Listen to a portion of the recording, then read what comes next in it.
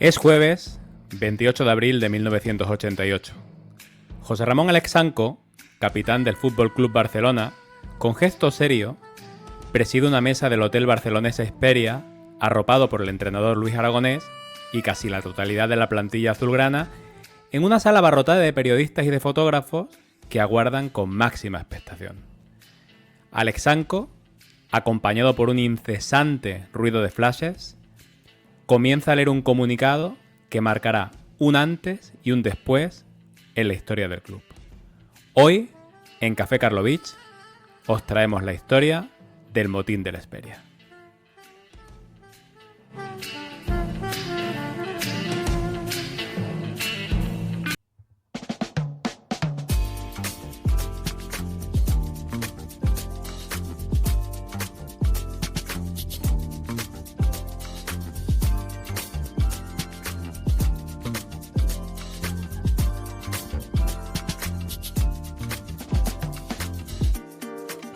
Saludos, bienvenidos, bienvenidas, amigos y amigas del fútbol retro, del fútbol vintage, del fútbol nostálgico, en definitiva, de ese fútbol de ayer que tanto nos gusta recordar hoy. Y bienvenido una semana más a mi gran amigo Marcos Rojo. ¿Qué tal, Marcos? ¿Cómo estás? ¿Qué tal, Tony? Pues aquí a punto de empezar a contar una historia que es algo rompedora, ¿no? Con respecto a lo que solemos contar. No es una historia tan futbolística, tan de lo que sucede en el terreno de juego, sino más bien una historia que con la perspectiva que da el paso de los años veremos que es un punto de ruptura, uno de esos episodios fundacionales que abren la puerta a una nueva era de un club. Así es, vamos con lo que supuso un antes y un después. Luego veremos que, de hecho, por múltiples razones. Como bien habéis escuchado en esta descripción, en forma de introducción, vamos con un relatos salvajes y vamos con esa historia del motín de la Hesperia, protagonizado por la plantilla del Fútbol Club Barcelona, allá por finales de los 80. Pero, Marcos, vamos ya a entrar en faena, que la historia a mí me parece, la verdad, de película. Pues sí, porque formalmente es casi imposible imaginar en estos tiempos, en el deporte de primer nivel, que se produzca una crisis de semejante calibre y ante las cámaras. Y estéticamente, pues es una joya, porque posee ese aura, esa estética de los años 80, con esa paleta de colores que parecía estar diseñada para mezclarse con el humo de los cigarros, que tan lejos nos queda ya incluso aquellos que crecimos en esa década. Pero bueno, vamos a poner un poquito de contexto, ¿no? Antes de nada, vamos a ir a la temporada 87-88 por parte del Fútbol Club Barcelona. Es necesario para entender cómo llegamos a esta situación que aquí nos trae hoy. Había iniciado esa temporada en el banquillo blaugrana el británico Terry Venables, en la que suponía su cuarta temporada de un ciclo que ya daba preocupantes visos de agotamiento, ¿no? Y que, como veremos, pues probablemente, Marcos, yo creo que nunca llegó a tener que comenzar. Venables, con el paso de los años, diría que dejó un buen sabor de boca en Barcelona. Hubo luces y sombras en su gestión, es verdad que tuvo una salida bastante fea, como ahora veremos, pero su entrada en el club fue triunfal, ya que en su primer año se había proclamado nada menos que campeón de liga tras demasiados años de sequía, a pesar de los muchos millones invertidos en los grandes jugadores que habían tenido en sus filas. Recordemos Maradona, Hansi Krankel, Simonsen y varios entrenadores estrella que también pasaron por el club, como Udo Lattek, Weisweiler, Menotti, pero que nunca llegaron a adaptarse del todo y que acabaron naufragando en el intento de crear algo grande, de crear un proyecto realmente ganador. Y fíjate, Marcos, lo hizo, además, dando una gran muestra de superioridad y regularidad, porque aquel Barcelona de Venables dominó de principio a fin, y no es una manera de hablar, estamos diciéndolo de manera literal, porque fue líder desde la primera jornada hasta la última. De hecho, se hizo con el campeonato 4 jornadas antes de la conclusión del mismo. 11 años después de levantar su último trofeo.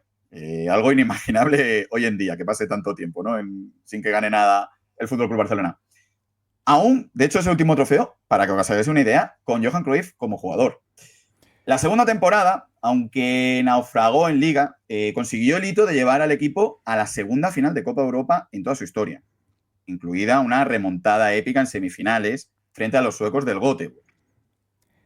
Pero como pasó en la primera final, la de Berna contra el Benfica, volvieron a perder, y esta vez de manera aún más dolorosa, porque partían como indiscutibles favoritos en Sevilla y ante un a priori muy inferior rival, que era el Steaua de Bucarest, en aquella final que se decidió en la tanda de penaltis, en la que Ducadam, el mítico portero rumano, se convirtió en un muro infranqueable para los lanzadores barcelonistas y acabó llevándose el título a Bucarest.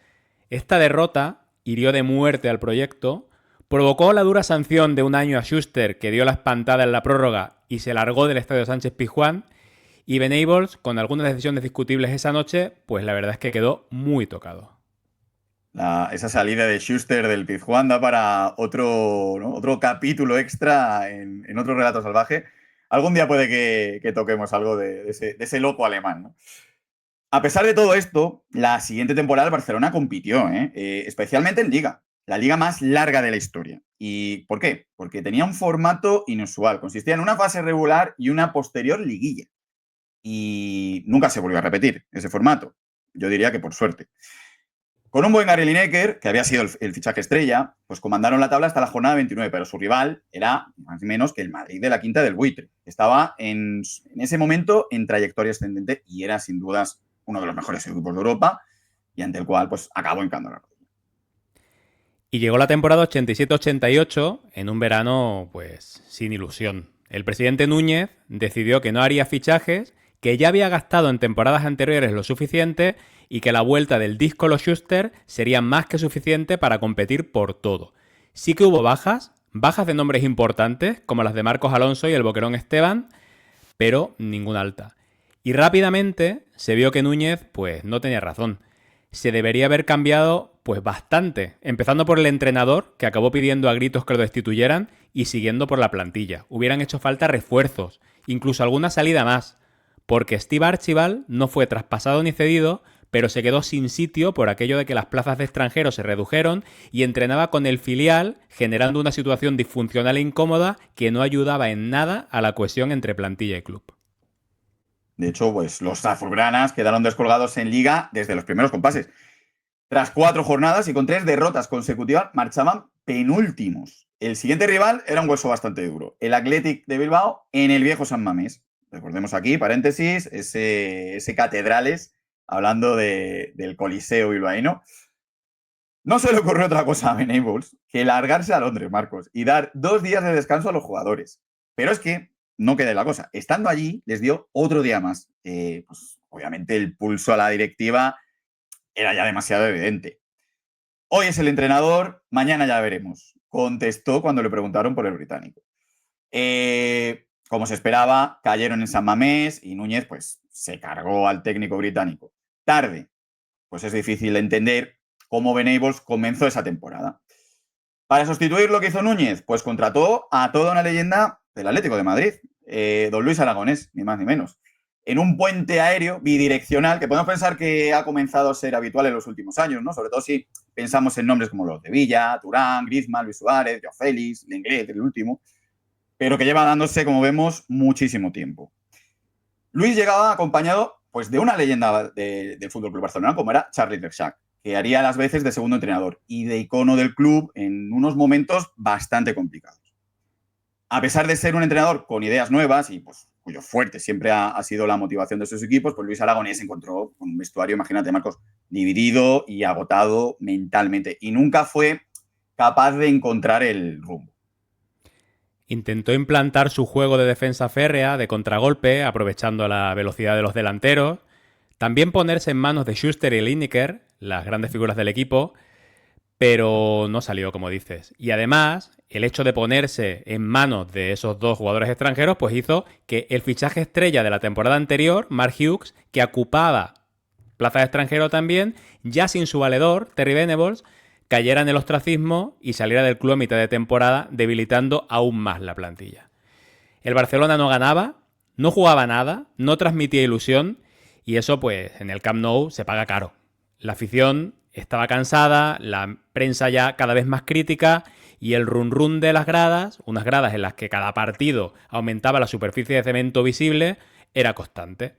Con estos síntomas, la temporada acabó siendo un gran fiasco. En Liga, el Barcelona terminó a años luz del campeón, de nuevo el Madrid de la Quinta del Buitre, y en Copa de la UEFA cayeron en cuartos de final contra el Bayer Leverkusen tras perder en el Camp Nou, y lo que en septiembre olía a temporada de transición acabó siendo un verdadero calvario.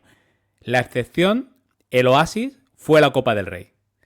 En una final disputada en marzo, un Barcelona desahuciado en Liga se enfrentaba en el Bernabéu a una gran Real Sociedad que había dejado en la cuneta con mucha contundencia además al Real Madrid. Hoy nos puede resultar difícil de asimilar, pero en esa final el Barcelona no partía como favorito ante un equipo de Donostiarra con nombres como Vaquero, López Ufarte, Begiristain, Zamora o Arconada. Ahí es nada, ¿eh? Menudo equipo tenían. Luis, pues lo había pasado mal, muy mal. Tanto que hasta estuvo algunas semanas de baja por no encontrarse mentalmente bien. Pero en esta copa, el Xavi Hortaleza supo dar con la tecla de la motivación y hacer que los futbolistas pues, recuperasen esa autoestima perdida. Para Luis, el Barcelona era el favorito. Y acabó consiguiendo que sus futbolistas, pues, oye, se lo creyesen. Con esta inyección de moral, pues imagínate, saltaron los azulgranas a un Bernabéu mayoritariamente hostil, ya que los aficionados barcelonistas pues, habían dado la espalda al equipo y apenas pues, se habían desplazado. El partido acabó con victoria de Barcelona por 1-0 con gol del capitán Alex Sanco, que se había hecho futbolista en el Athletic y a buen seguro que saltaba al campo con una motivación aún más especial, o con un extra. Un título, Marcos, de Copa que supo a gloria y a clasificación para competición europea. Que vista la trayectoria del equipo en Liga, aunque aún, es cierto que aún se estaba disputando y en la que el equipo navegaba a la deriva, pues oye, se convertía en doble premio. Pero si con la excepción de esta victoria, la 87-88 era una mala campaña en lo deportivo, más desastrosa lo fue en lo institucional, lo cual es aún más preocupante porque un club deteriorado, como lo estaba el Barcelona en ese momento, podía prolongar la mala racha deportiva durante muchos años. El desgaste entre las diferentes áreas del club es más que evidente, desde hace tiempo además, pero durante esta temporada ya deja de ser un rumor y comienza a hacerse público y notorio. La relación entre la plantilla y el cuerpo técnico, como antes comentábamos con la excepción de ese florecer súbito de la Copa, no acabó de ser del todo buena. Pero la relación entre plantilla y directiva era aún peor. Era fría, distante, no había comunicación real. Los jugadores no sentían respaldo y la sensación de orfandad institucional se fue haciendo cada vez más grande.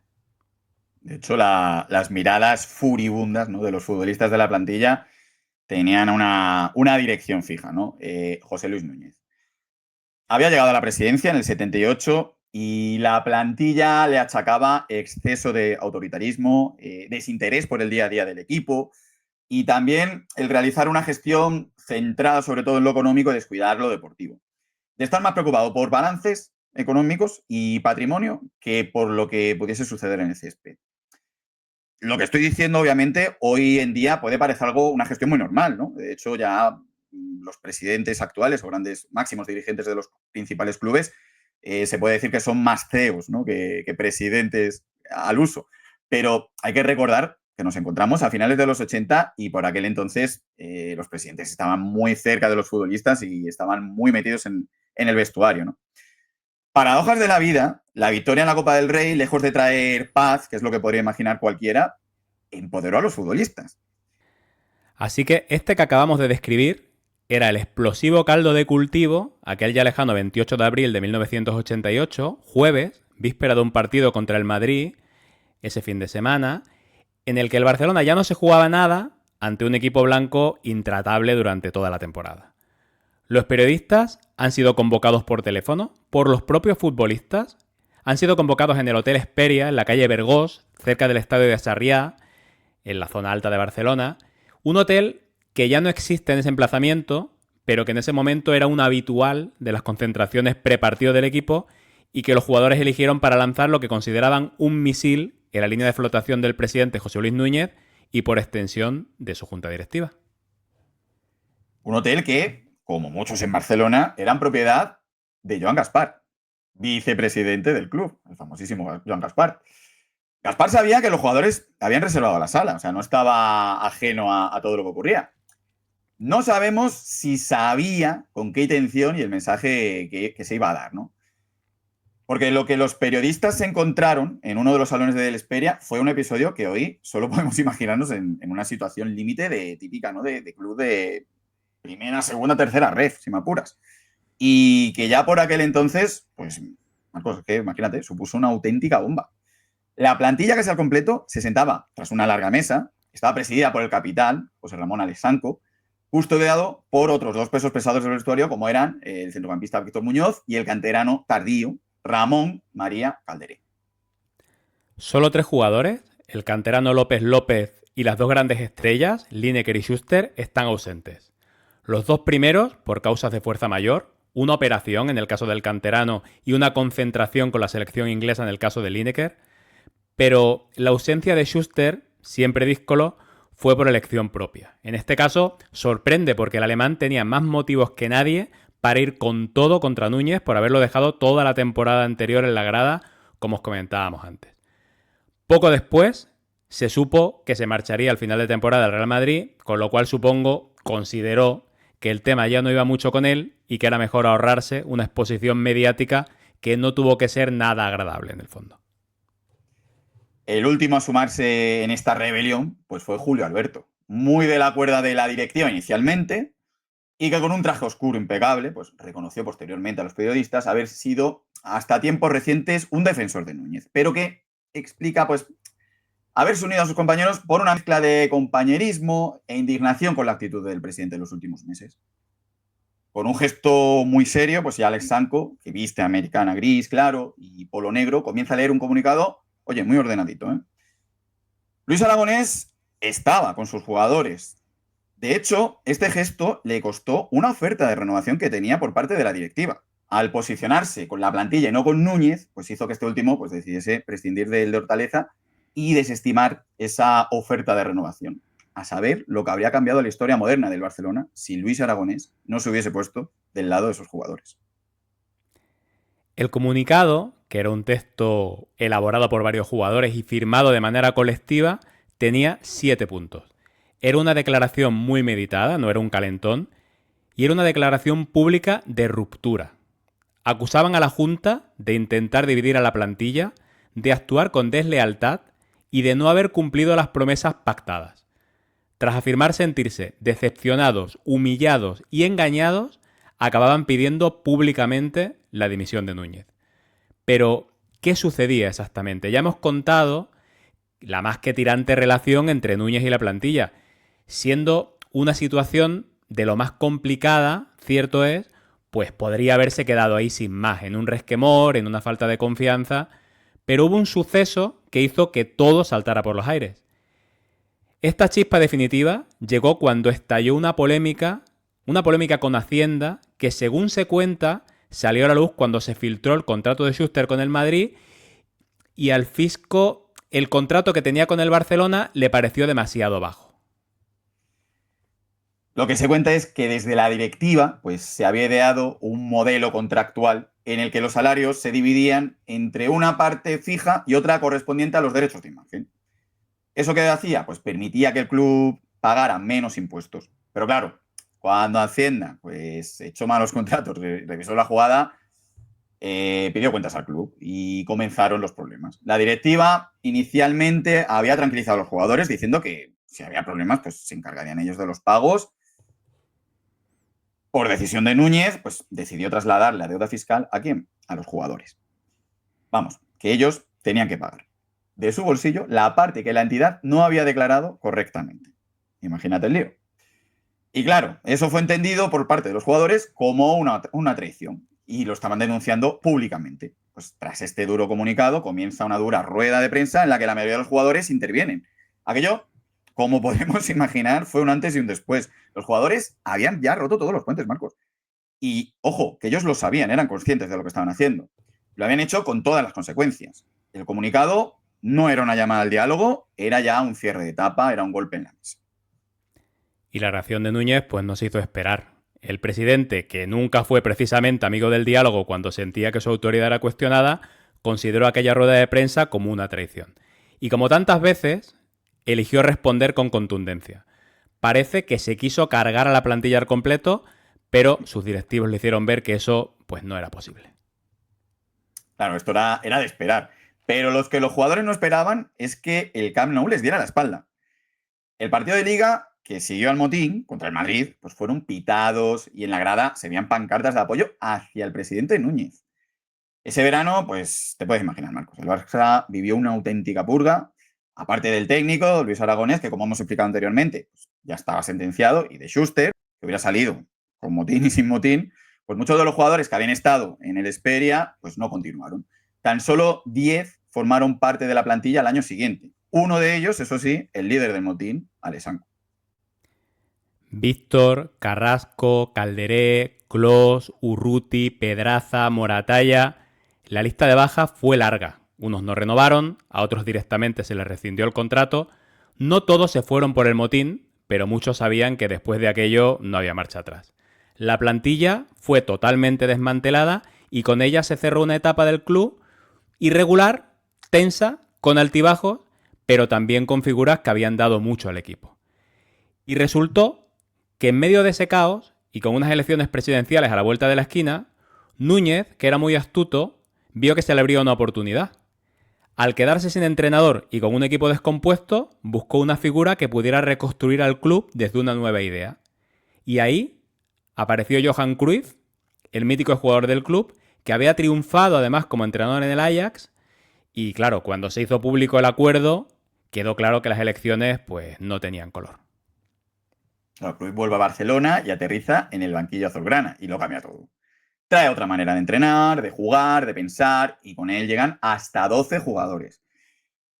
Esta vez parece que sí, pues Núñez ya se rasca el bolsillo. Pesca sobre todo en la Liga Española, en la Real Sociedad, desde donde trae a Chiqui Begiristain, José María Oquero y López Recarte.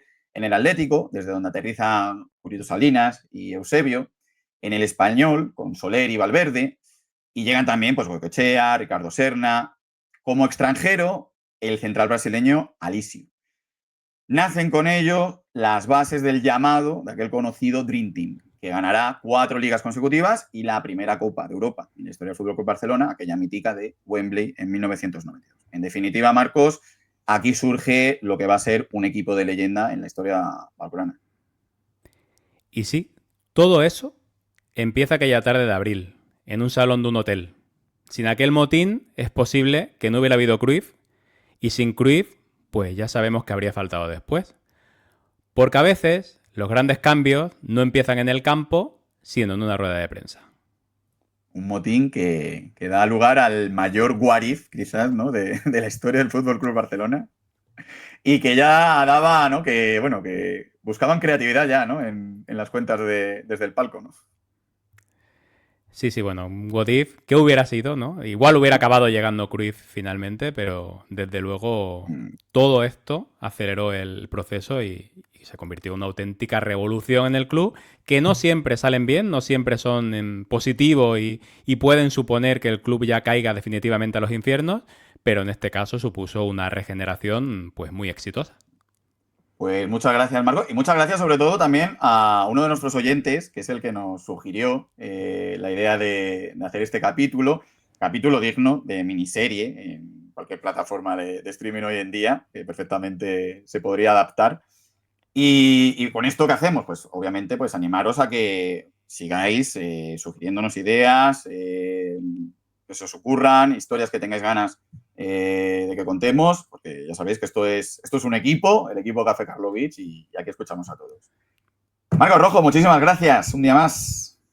Nada, muchas gracias y como has dicho, ¿no? Muchas gracias también por las sugerencias. La verdad es que sí que tenemos muchos temas en la cabeza, pero desde luego ayuda muchísimo también que nos podáis ayudar con ideas nuevas que nos hagan pues plantearnos sacar capítulos como este, con el que hemos disfrutado mucho, la verdad. Y muchas gracias, como siempre, a todos los que estáis al otro lado. Ya sabéis, podéis apoyar el proyecto Café Karlovich, podéis seguirnos en nuestras redes sociales, en X, @Café Karlovich, en nuestro canal de YouTube. Ya sabéis, suscribiros, likes, campanita, todas esas cosas que hacen en YouTube, comentarios, compartid. Y también en nuestras plataformas de podcast, Apple Podcasts, Evox, Spotify. Y recordad que esta noche juega el Trinche.